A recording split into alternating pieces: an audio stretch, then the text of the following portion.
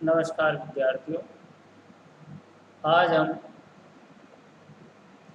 भारतीय संविधान का भाग 4 जिसमें नीति निर्देशक तत्वों का वर्णन किया गया है का अध्ययन करेंगे।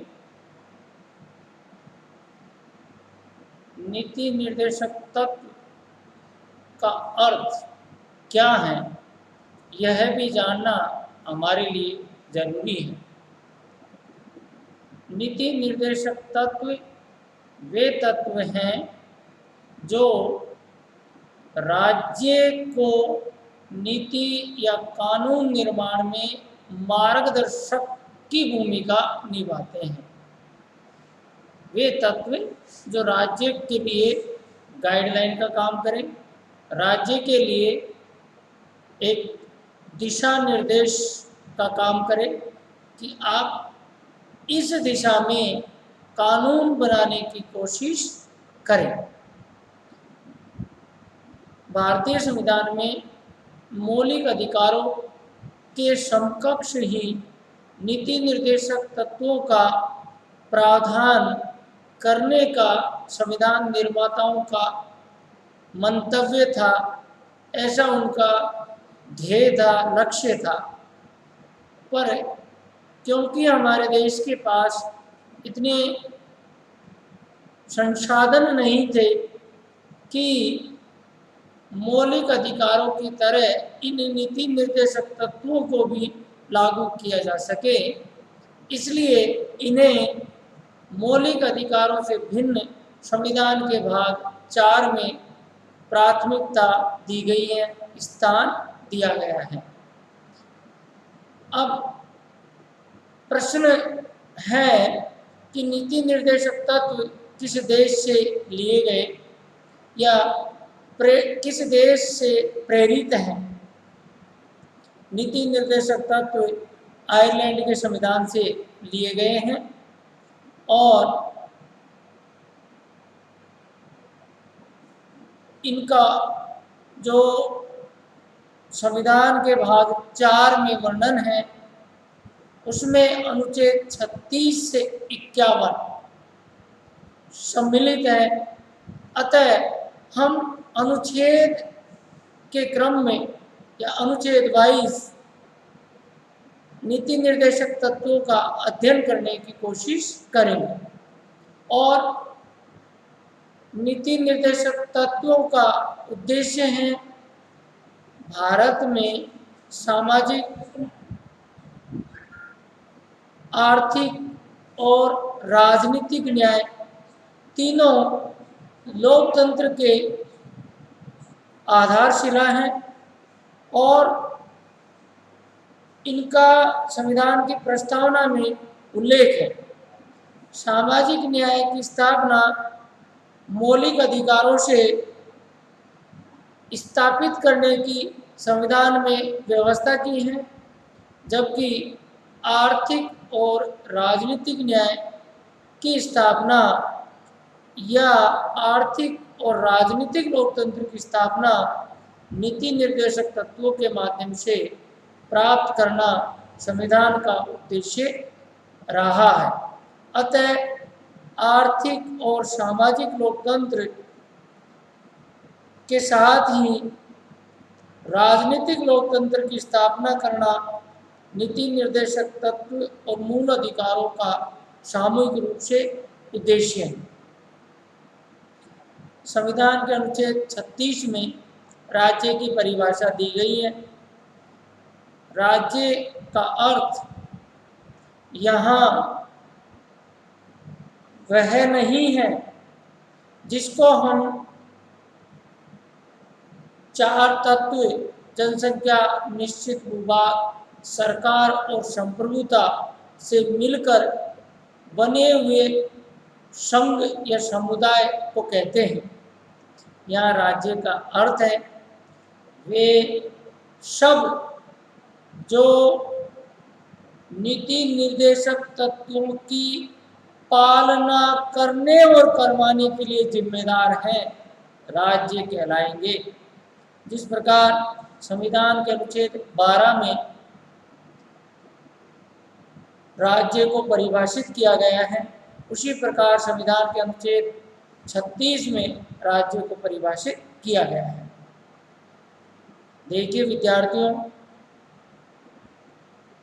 संविधान में अनुच्छेद 12 से 35 के अंतर्गत मौलिक अधिकारों का प्रावधान है और अनुच्छेद 12 में राज्य को परिभाषित किया है। संविधान के भाग 4 अनुच्छेद 36 से 51 में नीति निर्देशक तत्वों का प्रावधान है, तो अनुच्छेद 36 में राज्य को परिभाषित किया गया है। हमारे संविधान में 2 जगह राज्य को परिभाषित किया गया है, अनुच्छेद 12 और अनुच्छेद 36।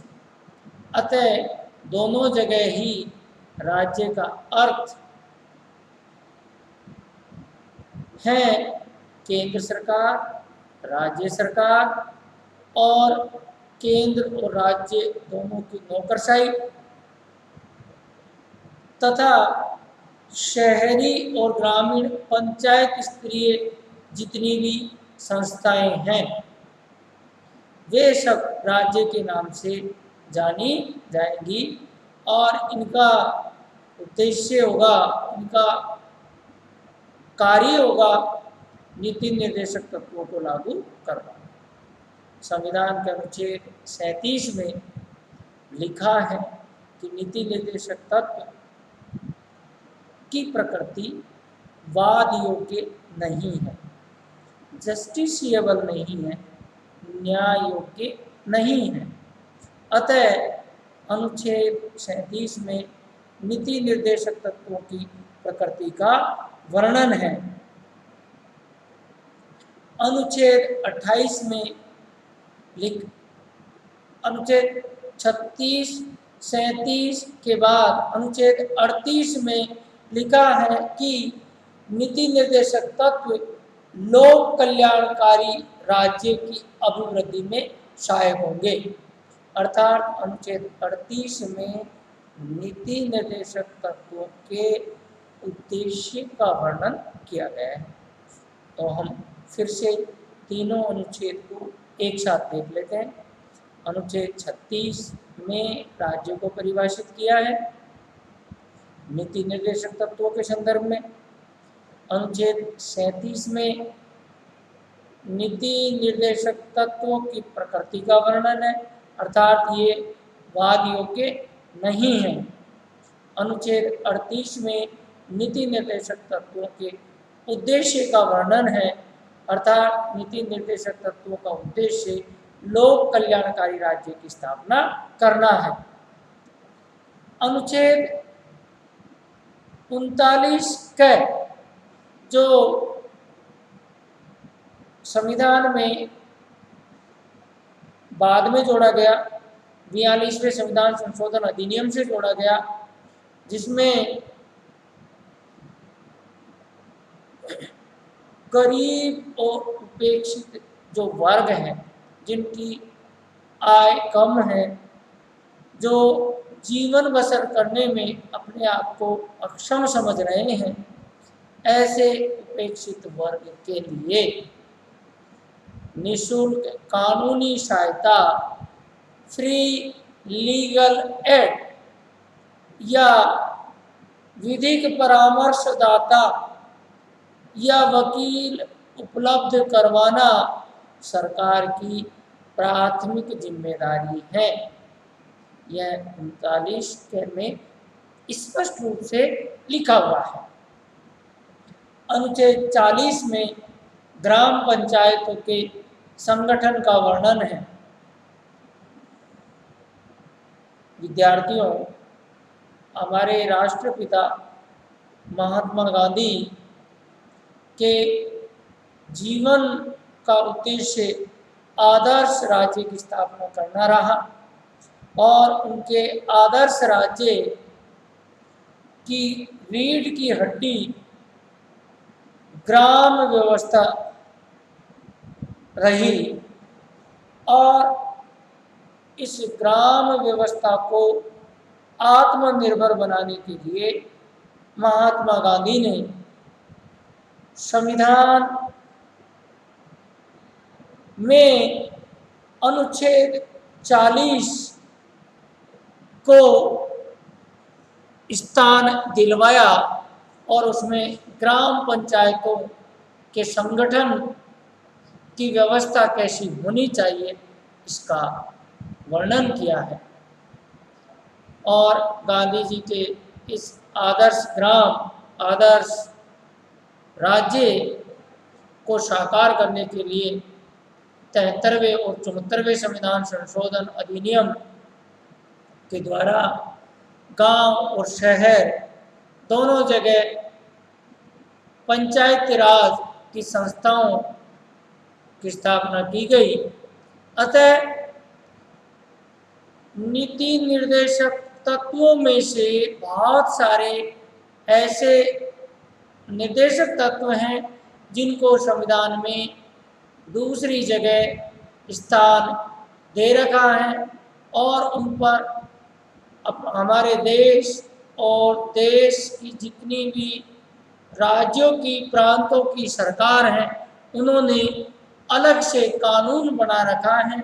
और अब ये नीति निर्देशक तत्व राष्ट्र निर्माण में या सामाजिक को छोड़ के साथ ही आर्थिक और राजनीतिक न्याय की स्थापना में बराबर बराबर भूमिका निभा रहे हैं। विद्यार्थियों, आगामी वीडियो में हम इन नीति निर्देशक तत्वों से संबंधित और जितने भी अनुच्छेद शेष हैं उनका अध्ययन करेंगे। धन्यवाद।